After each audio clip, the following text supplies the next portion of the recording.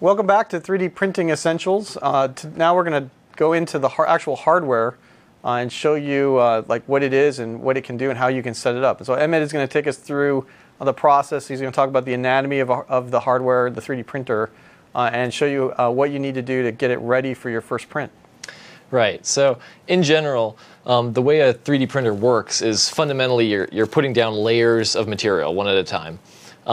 The way specifically the cheap sort of consumer level 3D printers work is that what they're really doing is they're called FDM, fused deposition modeling. It actually goes by a number of other names too, but the fundamental idea is that you're pulling in a filament of plastic. It's plastic that looks like this. And so it comes in rolls like that. Yeah, it's just a big reel, and basically you'll end up pulling this plastic in, heating it up, melting it, and then extruding it as a much finer noodle of plastic, basically, kind of like a really small hot glue gun. And you're then this printer is gonna whip around on that one layer, putting down this noodle, kind of like if you ever made a coil pot as a kid out of clay. It's that same concept, but much finer. And using that, you can eventually create a whole layer, move up, fuse another layer onto the previous one, and move all the way up through the object until you're complete. So where do you get plastic like that? So this stuff is great because it's really just a commodity now. You can buy it on Amazon from any number of sellers. It goes for maybe $30 to $50 a kilogram. And if you've held a kilogram of plastic, it's a lot. This will print a lot of objects for a long time. You know, it works out to 5 cents a gram. So, you know, something like this is maybe like $5 worth of plastic. And so it ends up being really quite inexpensive. And that's one of the nice features of it. So tell me a little bit more about the material. So what kind of plastic is that, and what are its properties? Right, so this is a PLA, polylactic acid. We use that for most of our printing here. I really like it because it's a biodegradable plastic, and it's basically, it's more or less non-toxic. I mean, you can see, like, for instance, if you go to a cafeteria, you'll often find drinking glasses made out of this stuff. If they're a compostable kind of clear plastic glass, it's the same material. So it can be made food safe. Obviously, you're printing it out of a printer that hasn't necessarily been washed, so, you know, keep that in mind. But in any case, it's a great material. You can also print with ABS. That's like what Legos are made of. Those are probably the two most common, but especially the sort of hobbyists who are experimenting with this stuff still have shown you can print with all kinds of materials. So we'll probably be seeing a lot more commonly in the future things like polycarbonate, polyurethane, really stretchy kind of rubbery plastics, all sorts of amazing products. So this is really just the beginning. Great. So also describe a little bit about why this material is the one that works with this printer. So this works with this printer because it's basically the right diameter. And it's it's a nice hard stiff plastic, so it's easy to feed in, all that kind of thing. But other than that, basically, you know, this stuff is, you pick what color you want, you buy it from whoever you want, and it works. And do most of the inexpensive printers use this same kind of plastic then? Yeah. Okay. It's pretty interchangeable. So I guess we can go over and try to get our printer set up and running. Cool. That'll be the next interesting step here. So this is a PrinterBot Metal Simple. I guess these have just been launched a little while ago, right? The Metal Simple, I believe, just started selling here maybe a month ago. Yeah, exactly. And we're busy supporting this in Windows to make it plug and play and simple. And we just want to go through sort of some of the simple things that you're going to have to do when you get your printer set up. So this blue tape, this painter's tape, available in any hardware store. This is just standard, like the kind of tape I'd use to paint my house. This is just basic blue tape, right? Exactly, yeah. It's this blue painter's tape that everybody loves because it doesn't leave a residue. And it turns out that it is one of the few things that this kind of filament sticks to really well. And it's really critical that your print sticks to the print bed. Yeah. Because if it doesn't stay put, then there's no way it's going to look the way you want it. Right, because you're extruding in such a tiny layer of plastic, right? That first layer must be really critical. Yeah, exactly. And so the thing about this paper is it's fundamentally it's going to get chewed up eventually. It's just tape after all. You print enough times and you scrape off your prints enough times and you're going to kind of damage it, and that's just the way it goes. So after enough prints, you're probably going to want to peel it off like I've just done, and put some new on. So, I mean, this is kind of your basic painter's tape coming out of the hardware store. So you're actually sticking this on with the print bed, so that's where the 3D model will get printed and built up on, right? Exactly. So this is basically your printable area here, and I'm actually building I'm taping down a bigger area than the printer can really print on. You might as well just give yourself some margin. And this stuff, it doesn't have to be perfect, but you want it to be reasonably nice. Try to keep from having a bunch of bubbles and ridges and such. Or cracks between the tape. You can even, if you look around, you can find blue tape that's in really giant sheets, so you can just put it down all at once instead of having to do what I'm doing here, but it's not really a big deal either way.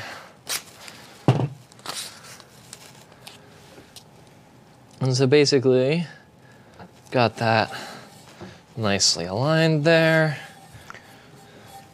And we'll maybe just throw a little bit down on the far edge here, make sure that we've really got the thing covered. So, is it necessary to cover the entire print bed with tape like this? So you only have to cover the area that's actually printable. Mostly, this area over here you can't actually print on because it's sort of beyond where the bot can reach. But it can reach most of this distance here, so it's nice to have. So what is the printable area on this particular printer? Like how big of an object can I get off it? So this is a 150 millimeter cube, which is basically 6 inches cubed. Okay. So that's actually, that's quite a bit. It will take a long time to print something that completely fills that volume. So it's actually kind of nice that it doesn't really have to be bigger, because you'd literally be waiting days for your parts to print. Right, but if I wanted to do something big, like I don't know, a car, a real sized car, it would have to be something I'd carve up into little pieces or something then, right? Yeah, that's exactly right. And I mean, if you saw, I think that James Bond movie had an Aston Martin that they'd 3D printed a model of. And that's exactly what they did. They printed a bunch of pieces, they put them together and painted it nice, and no one could tell the difference. Wow.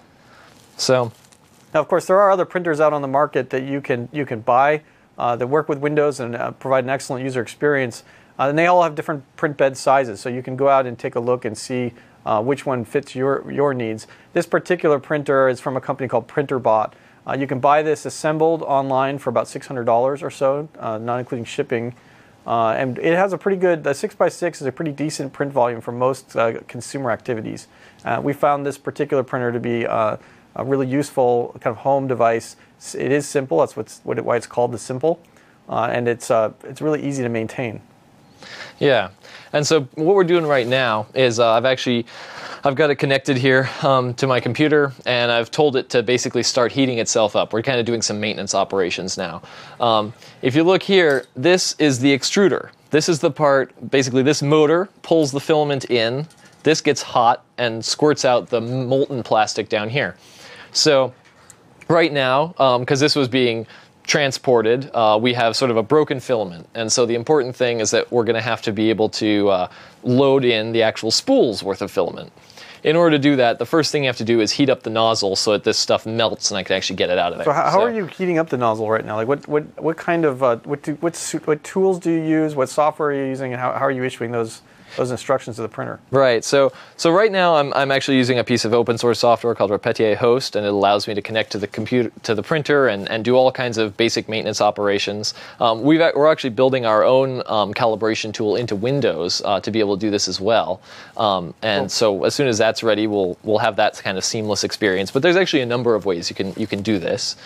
So there's software, like a calibration software you'll use that will let you change the filament. So Emmett's using an open source product right now. Microsoft is working very hard to produce one that it ships with our plug and play drivers. You use this to change filament and do some other operations that Emmett will go through here with you. Exactly. And then while we're waiting for that to heat up, because fundamentally it's a big block of metal and it takes some time. This is always sort of the frustrating part. You want it to just print, but you have to wait a few minutes for it to actually warm up. And that's just the way it goes. But you can see here that this is what we call the X stage. So we can move in what we call the X axis here for the print bed. Here, this we call the Y axis. In this case, we're moving the print head. But really, they do the same thing. They move the extruder relative to the print bed, which is to say relative to the part. The final axis is back here. This is the Z axis. It moves a little slower because this just jumps up every layer. But this is how basically everything moves up and down. What is that thing next to the extruder, that orange thing right there? Yeah, so we have this funny little thing, and this is actually a unique addition to the printer bot, which I'm a big fan of. It's a non-contact sensor. It's actually senses the build plate inductively. And what it allows us to do is actually level the print bed automatically. So this, as with all things, there are always manufacturing defects. Nothing comes out perfectly square, so you always need to calibrate pretty much any kind of machine you have. And so because this print bed isn't going to be necessarily perfectly horizontal, we have to account for that. And this has the ability to actually account for it with software, which is a great advance. So for instance, so it's not actually leveling the bed, it's just calculating any differences and putting it in the software. Right. What it'll literally do is cause your part to be printed at a slight angle to match the bed. That's cool. So that it'll stick to the bed just perfectly, and then when you're done, the part will be exactly the right shape and dimension that you want, but just printed at a slightly different orientation. Yeah, I remember with other 3D printers I've used in the past that one of the hardest things is just getting that initial bed level so the print sticks. So this is a really creative solution to that problem, which I anticipate we're going to see in all the printers coming out in the next year or two. And it really shifts the problem to be a sensor-based problem and a software problem. So it's a really neat feature because it lets you print more reliably, and in between prints you don't have to spend as much time calibrating and getting it just right.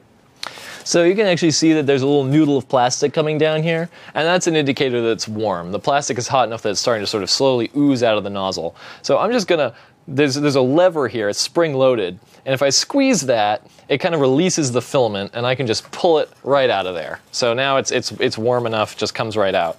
This is the thrown into the compost bin. Remember, that stuff's biodegradable. And then we can feed in our new filament, and same thing, you want to squeeze that lever so you can get it kind of in between these pinch wheels and just stuff it down in there as far as it'll go. This reminds me an awful lot of sewing, right? This almost looks like an old antique Singer sewing machine. In fact, I have one like this. It's black and silver, has the same sort of geometric shapes. And that's sort of what crafting looked like 100 years ago. And there were sewing machines in almost every household in the United States. So here we're looking at sort of the new fabrication tool that actually has a lot of the same characteristics, right? There's a spool of thread, and it feels like you're kind of going through and threading the needle in a sense. Absolutely. I mean, this is, in a lot of ways, very, very classic industrial kind of stuff. One thing that I would recommend is I have found on this printer and actually many other printers that are similarly constructed, when they're printing with PLA, it helps a lot to put just a little bit of oil on the filament. It helps keep things from jamming. It helps keep the extruder running smoothly. Oh, that's interesting. What kind of oil is this? So supposedly, from what I've read, almost anything will work. Some people use canola oil even. I'm using 3-in-1, just sort of your most common little mechanical oil. You're just squirting it into like a little paper towel there then? That's right, yeah. Any kind of anything absorbent, paper towel, a piece of felt, whatever you want. And basically, you just put this oiled rag around the filament, and in this case, I use a little twisty tie to keep it in place. I mean, this is low tech, but it works perfectly. This is fun. This is a great tip from Emmett. So what is this gonna do for your print? So ideally, it shouldn't do anything for your print. You shouldn't notice that anything has changed. But what I've noticed is if I don't have that oil on there, the printer will work fine, maybe even for months. But someday you're gonna go to do a print, and it'll just start what we call air printing. It'll be going through all the motions, but plastic will be coming out either not at all or kind of intermittently, and you'll just tear your hair out trying to figure out exactly what's wrong. It turns out, after much experimentation, that this, at least for me, has been the savior almost always of that situation. Yeah. If you've got a little bit of oil on there, it just doesn't get to that point. That's a great tip. So now our extruder's hot, our filament's loaded. I think I might just extrude a little bit to make sure that it's going just fine. So let's just tell it to extrude here. The motor's now pulling filament down in. If you're wondering if it's working, you can just kind of put your finger on that filament. You can feel it being drawn in. And as it starts to go more and it primes up the nozzle here, it'll actually start coming out of the nozzle. That thread that's coming out of there is really, really thin. I mean, is that what gives us the kind of resolution that we've seen on some of these prints? That's exactly right. So this nozzle is 0.4 millimeters in diameter. It's very small, so that's the size of this filament. 400 microns, actually, right? Yeah, exactly, 400 microns. And so, this stuff. This is your coil pot. You made your coil pot as a kid with maybe, some snake of clay that was the size of your finger. Well, if we do it with something this thin, you can actually do a very, very accurate print. Wow, that's cool. So now maybe we'll just go ahead and check that the printer is actually set up right for its bed. I'm going to go ahead and actually, so I'm just going to go ahead and home the x-axis. So if you press this button, it basically goes and finds this end stop, and now it knows where it is in the x direction. And then in y, same thing. It now sort of realizes it's in this corner, and so it knows where everything else is from here on out. Then you can also home the z-axis, and this, of course, goes a little bit slower because it's got a big lead screw. And it's trying to find where the bed is, right, without running into it. That's exactly right. And you can pull these little bits of plastic that kind of dribble out of here, or not. They're not going to hurt anything. But basically, it's now said, okay, this contact sensor knows where it is. Well, we can also, in this particular robot's case, we can send it this extra command that says, you know what, maybe my bed's not level. Why don't you go check out where it is? And it will go and do this same probing scenario, but in 3 different places on the bed. Okay, this is the part where it's trying to figure out if there's any difference in the level of the print bed. So it's actually using the sensor right now and measuring it into software, right? Yeah, that's exactly right. And the real beauty of it is, now, if I tell it to go somewhere else, then I can, for instance, say, oh, let's go to this opposite corner here. That's it, X0, Y150. Then if you watch, sometimes you can put your finger on the top of this Z lead screw. Normally you'd say, oh, all I'm doing is moving in X and Y, so Z would just be steady. But in this case, when I move, it'll actually, oh wow, that's going super slow. I wonder why that is. Okay. I've seen that happen before, actually. So there's a bunch of software settings that are actually in the hardware device itself, and especially if somebody like me has been tinkering with it, it's possible to set the wrong setting. So Emmett can actually go through and try to figure out what it is that's not correct, and he can change it, and we can go back to kind of the regular state. That's exactly right. And what happens if you just have like a catastrophic issue and you can't figure it out? Well, the one nice thing about these printers is you can always just unplug them. Okay. If something's going horribly wrong, you can just yank that power cable and then, kind of come back to square one. You'll know it's not getting any hotter, and you can kind of go wait and see what the problem is. In this case, I actually know exactly what the problem is. I forgot to tell it how fast to go. And it happened to, be remembering whatever the last command was from who knows how long ago, and apparently that was very, very slow. Right. So how much of this stuff is stuff that everyone out there in the world is going to have to do, and how much of it is just stuff you're doing because you're very carefully calibrating this machine for the first time? Well, everybody's got a first time, right? So everyone's going to have to calibrate it at some point. But the nice thing is you don't usually have to do this all the time. Okay, so it's like a one-time setup that you have to go through. And is this pretty well documented out there on the internet, and it's easy for people to find? Yeah, that's exactly right. So PrinterBot, I'm sure, has their own websites that has some detail on how to do this. And then, of course, this stuff comes from the open source community. There are many, many people who have many different machines, but they all share a lot of similar characteristics. And there are all kinds of forums and user groups and such where you can ask questions. So you can just do a Bing search if you need to, or you can go back to the manufacturer of your device to figure out how to calibrate it for the very first time. Yeah, that's exactly right. Okay, it went to exactly where I told it to, very, very slowly. So let's see if we can do that a little bit faster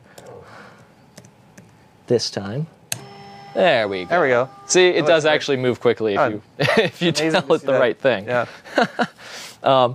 Anyway, but yeah, the point that I was going to say before was, if you want to see that it really has calibrated the bed level, if you put your finger on this lead screw and you tell it to move across, you can actually feel that lead screw turning just a little bit. Oh, it's because it's actually changing slope along with the slope of the bed. That's really interesting. That's exactly right. The idea being that it's always the right height. So the next question is, well, is it at the right height off the bed? Okay. So the way we test that is we actually tell it to go to z equals 0.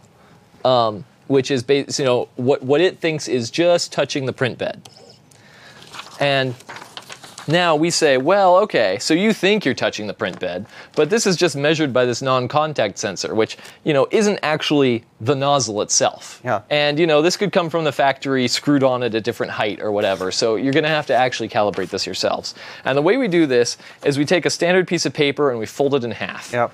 And basically what you want to do is be able to slide this 2-ply of paper underneath the nozzle and have some friction, but not too much friction. So you should feel it kind of touch and resist a little bit, but it should otherwise slide through. That's exactly right.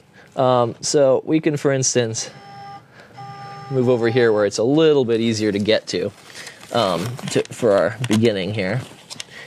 And so that gets under there. That's quite a bit of friction, but I think that'll be okay for now. The thing to keep in mind is this is not a perfect test, obviously, because how can you define exactly what the right amount of friction is? Yeah. But it's a good start. And if you need to change that a little bit, then basically there's a firmware setting that you tweak the value of, and we've got directions online about exactly how to do that. So this paper test is an industry kind of standard, let's call it, for this kind of 3D printer. But I know this is a hot area of debate in our office, and it's something that I expect in the next couple of months or year we'll have much better tools and software support to figure this out. That's right. And fundamentally, the paper test is always just sort of your first get it close kind of a test. It's not the be-all and end-all. Really what you want to do is print an object, and when you've printed that, you take a look at it. And you say, oh, well, did this fall off the bed? Oh, well, then I started too high. Is it impossible to chisel off the tape without tearing all the tape out? Then it's probably a little too low, and you can kind of dial it in. Yeah. So if it's too high, then that first layer actually won't stick, right? That's right. Yeah, it can get to the point where it doesn't even stick at all when it starts the print. But even if it's a little bit closer, sometimes it'll print that first layer kind of okay, but after it's printed a bit higher and a bit higher, it won't be stuck well enough, and at some point the nozzle might touch it a little too hard, and it'll just go sliding off the bed. And that's been my experience too. My biggest, I guess, frustration or set of failures with 3D printing is that I start a print and I walk away. When I come back, it's been knocked off the platform, and there's this kind of hairy mess of plastic that comes out. And people who've done this are laughing because they know this is a very common problem with 3D printers. And you got to kind of just roll with it. It is about calibration. If you can get that initial calibration just right, which does take time, as you can see Emmett kind of going through this process, but it is probably the most critical thing you can get done. Now, for high-end commercial printers, most of these already have calibration built into them. But for these inexpensive consumer printers, this is a manual process you need to get done that first time you buy your printer. In fact, a lot of these printers, when you buy them, they don't even have stickers or anything on them telling you calibration is a required process. But you should know, when you get these things out of the box, the first thing you need to do is make sure that you get the calibration just right. And then you're pretty much ensured that you're going to get a nice output and have very reliable results from then on. That's exactly right. So should we go ahead and start a print here? Oh yeah, that'd be awesome. All right. Well, let's print something that won't take too long.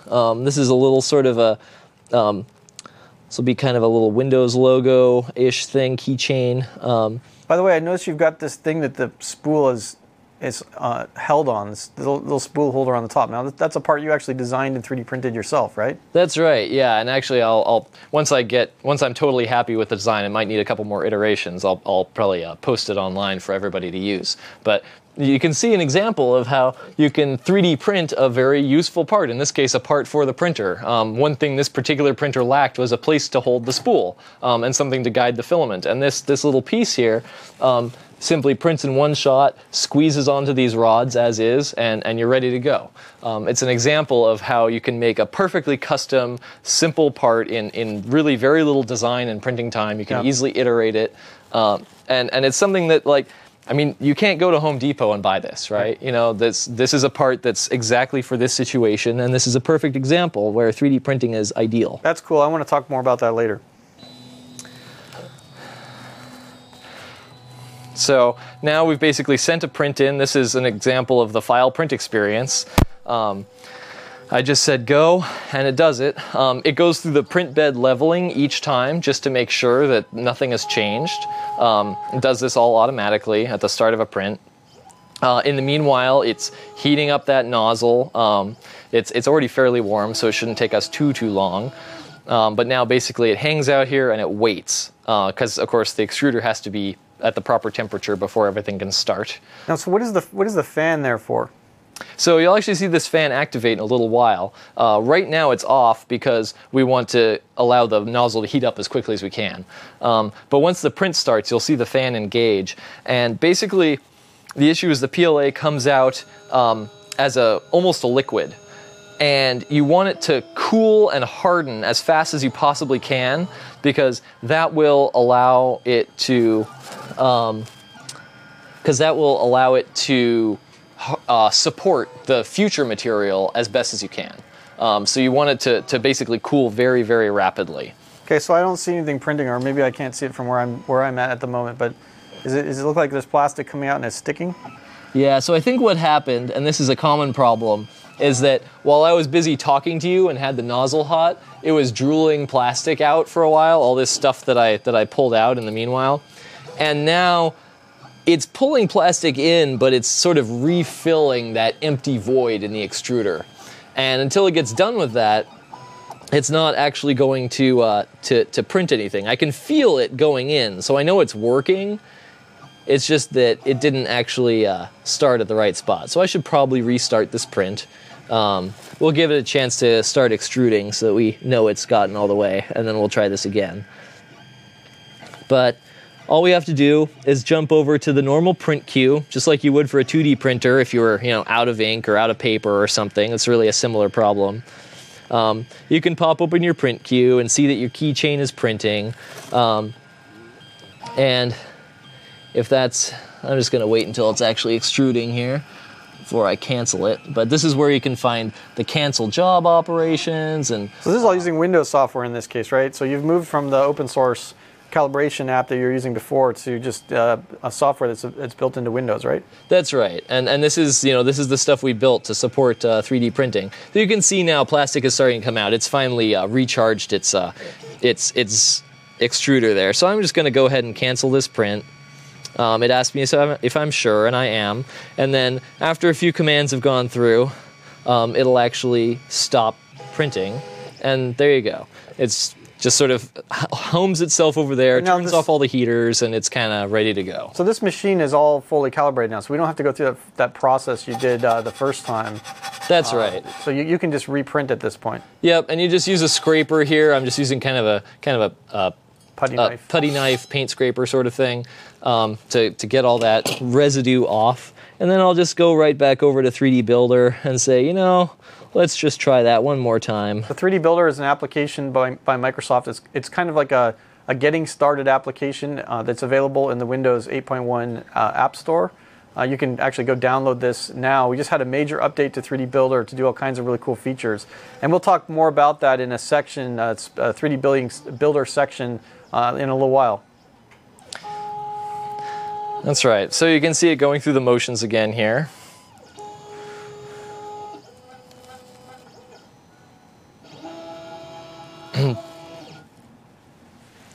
And so shouldn't take too long to start because it didn't give it a lot of time for the extruder to cool down, so heating it shouldn't be too bad.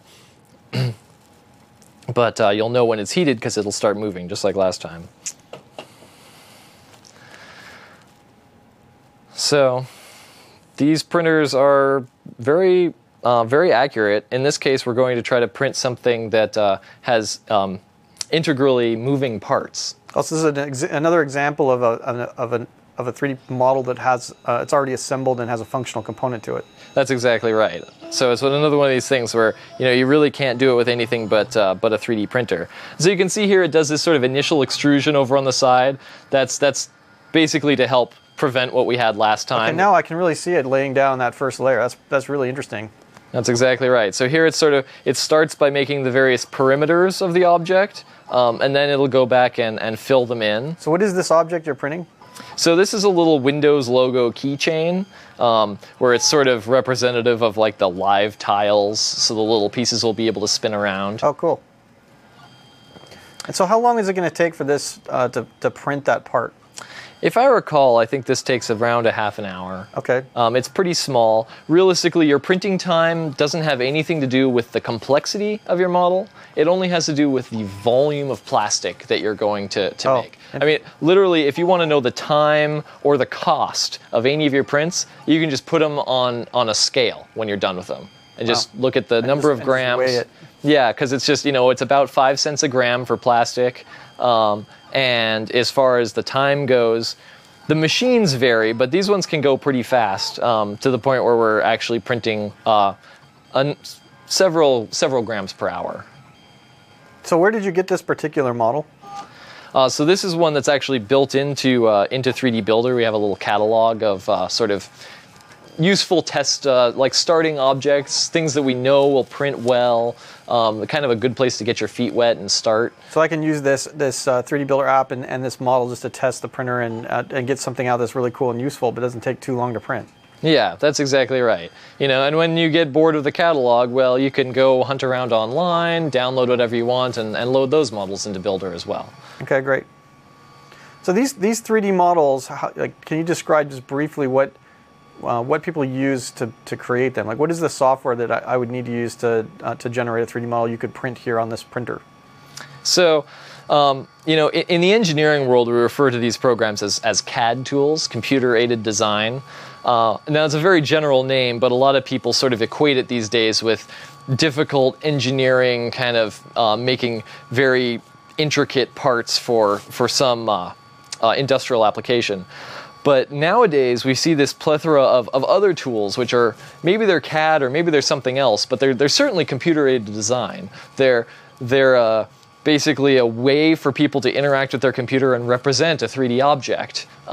And you can build that via concepts that are like sculpting, or concepts that are like sort of adding shapes together. There are a whole combination of ways to do it, and many, many programs, a lot of them free even, like Builder. Cool. So it's really interesting to see it. So this is like the first layer, or maybe the second layer that's been laid down, right? So this seems pretty fast. In fact, it seems really quiet too. I guess I was expecting this machine to be a little noisier or something. Yeah, I mean, they certainly make some noise, but they're nothing crazy. They might be annoying if it was in your bedroom and you were trying to sleep. But other than that, like it really doesn't. I haven't found it to bother me. I run these at home all the time. I mean, you can almost, in a sense, think of them as a little bit musical. Yeah, it's kind of hypnotic to watch it print, isn't it? Yeah, it is. If you find yourself sitting and staring at it for hours at a time, that's... Emmett and I are both sitting here staring at a video of this thing that you guys can see.